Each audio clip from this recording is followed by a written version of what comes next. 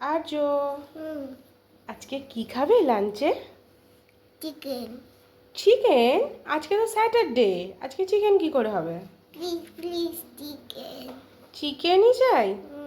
ওকে, চলুন তাহলে আর কি, আজকে আর্যবাবুর আবদারে বানিয়ে ফেলি চিকেন। চটজলদি কীভাবে 5-7 মিনিটের মধ্যে বানানো যায় সেটাই আপনাদের দেখাচ্ছি।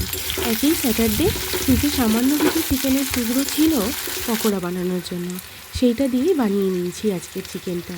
ও যেহেতু খাওয়ার কিছুক্ষণ আগেই আবদার করেছিল, তাই হালকা ফ্রাই মতো করে দিয়েছিলাম ওকে। প্রথমেই কড়াইতে সরিষার তেল দিয়ে তাতে সামান্য দারুচিনি ফোড়ন দিয়ে একে একে পেঁয়াজ কুচি দিয়ে দিয়েছিলাম। পেঁয়াজ কুচিটা হালকা ভাজা হয়ে যেতে ওতে হলুদ আর নুন অ্যাড করেছিলাম। এরপর চিকেনের পিসগুলো ওতে দিয়ে দিয়েছিলাম, দিয়ে ওটা আরেকটু নাড়িয়ে চাড়িয়ে নিয়েই ওতে ক্যাপসিকামটা দিয়ে দিয়েছিলাম। আর তাতে অ্যাড করেছিলাম সামান্য নুন আর ঘরে তৈরি করে রাখা সামান্য গুঁড়ো মশলা। এতে আমি এক্সট্রা আলাদা করে বিশেষ কোনো মশলা অ্যাড করিনি। এটা হালকা নাড়াচাড়ার পর আমি এতে সামান্য হলুদ দিয়ে দিয়েছিলাম। যেহেতু বাচ্চার জন্যই বানাচ্ছি, তাই আলাদা করে ঝাল কিছু দিইনি, একটু গোলমরিচ গুঁড়ো ছড়িয়ে দিয়েছিলাম। দিয়ে এবার এটাকে ভালো করে ফ্রাই করছি।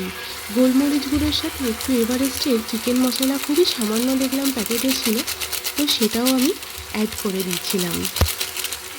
কী করবো বলুন, বাচ্চা বায়না করলে তো করে দিতেই হয়।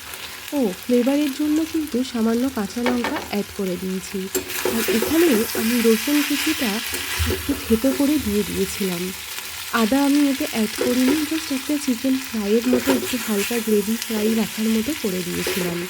আর শেষে বাড়িতে বানানো সেই একটু ঘি ছড়িয়ে দিয়েছিলাম, আর ওপর দিয়ে একটু গরম মশলাও অ্যাড করে দিয়েছিলাম।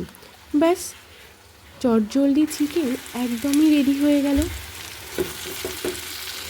শেষে ভাতের সাথে এটাকে আমি পরিবেশন করে দিলাম। চলুন দেখা যাক সে খেয়ে কি বলছে।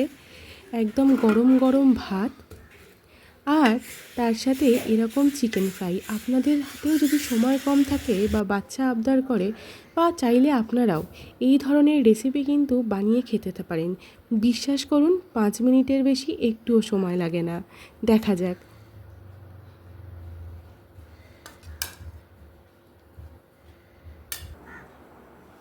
আর্য, খাবার হয়ে গেছে, চলো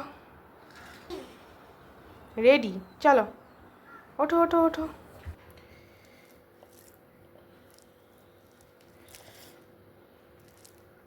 নাও, আমি ফাঁকা পাখি। আগে খা, তারপর তো বলবি। ভালো হয়েছে? কতটা? অনেকটা। অনেকটা? ওকে, টাটা করে দাও সবাইকে।